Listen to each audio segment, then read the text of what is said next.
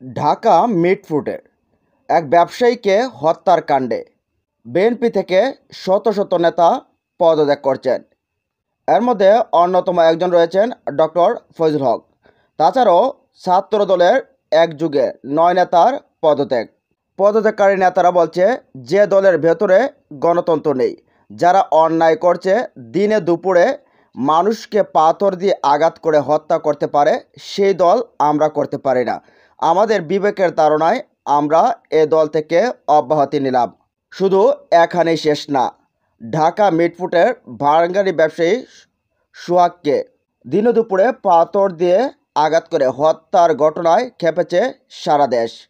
বাংলাদেশ জামাত ইসলামী, ইসলামী আন্দোলন বাংলাদেশ, বৈষম্য বিরোধী ছাত্র আন্দোলন, গণ অধিকার পরিষদ, ছাত্র অধিকার পরিষদ, ইসলামী ছাত্র শিবির, ঢাকা বিশ্ববিদ্যালয়, জাহাঙ্গীরনগর বিশ্ববিদ্যালয়, জগন্নাথ বিশ্ববিদ্যালয়, বুয়েট, রাজশাহী, চট্টগ্রাম, সিলেট, কুমিল্লা বিশ্ববিদ্যালয়, প্রত্যেকটা বিশ্ববিদ্যালয়ের ছাত্ররাই এবার রাজপথে নেমেছে।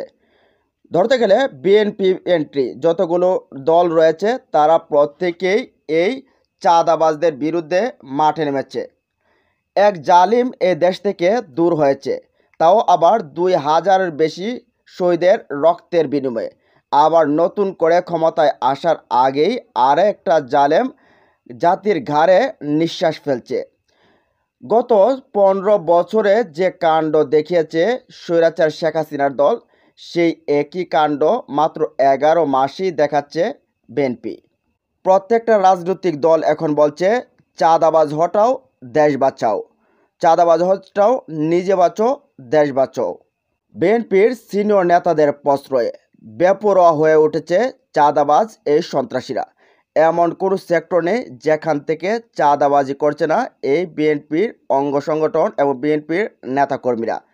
এখন বিভিন্ন দলের নেতাকর্মীরা বলছেন, ক্ষমতায় যাওয়ার আগেই যদি এই অবস্থা হয় তাহলে ক্ষমতায় গেলে কি হবে? আপনারা আমার জানের নিরাপত্তা কি আছে? যদি চাঁদা না দেন তাহলে এভাবেই পাথরের তলে আপনার জীবন চলে যাবে। এর চেয়ে ভালো মরছে একজন, এর আগেই প্রতিরোধ করুন। ভবিষ্যতে না হলে এরকম সশস্ত্র পাথর চাপা দিয়ে হত্যাকে আপনার দেখতে হতে পারে। এই বিএনপির চাঁদাবাজের বিরুদ্ধে এবার সারা দেশ জুড়ে উত্তাল প্রতিবাদ। বিভিন্নখানে বিভিন্ন স্লোগানও দেখা গেছে। ইসলামী আন্দোলনের এক মিছিলে শোনা গেছে, হাসিনা গেছে যে পথে তারেকও যাবে সেই পথে। শুধু এখানে না, হাসরাত আবদুল্লাহ বলছে, এই বাটপার, এই বিশ্বাসঘাতক চাঁদাবাজদের সাথে কোনো আপোষ চলবে না, এদের সাথে আমরা কোনো আপোষ করব না।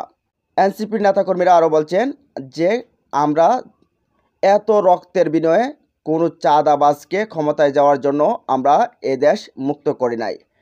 আপনারা ক্ষমতায় যেতে গেলে চাঁদাবাজ মুক্ত, জুলুমবাজ মুক্ত একটা দল গঠন করেন।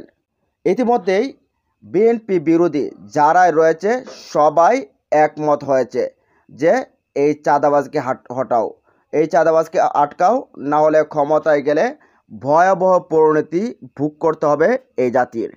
এই জাতি আরেকটা খুনের রাজ্যে প্রবেশ করবে, যেখানে প্রধান বিষয় থাকবে ভয়, যেখানে প্রধান আরেকটা বিষয় থাকবে চাঁদা।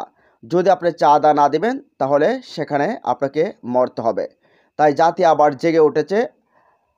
24শে জুলাই গণবিপ্লব, আবার আরেক বিপ্লব, 1 জুলাই চাঁদাবাজের বিরুদ্ধে। এবার সবগুলো রাজনৈতিক দলের চাপে চিরা চ্যাপ্টা হওয়ার দশা এবার বিএনপি। এত বড় হত্যাকাণ্ডের পরও বিএনপির সেই আওয়ামী আমলের মতো কোনো অনুশোচনা নেই। প্রিয় বন্ধুরা, যদি ভিডিওটা ভালো লাগে চ্যানেলটা সাবস্ক্রাইব করে আমাদের পরবর্তী ভিডিও পাওয়ার জন্য সাথে থাকুন। একটা লাইক করুন, আপনার মতামত কমেন্ট বক্সে জানিয়ে দিন।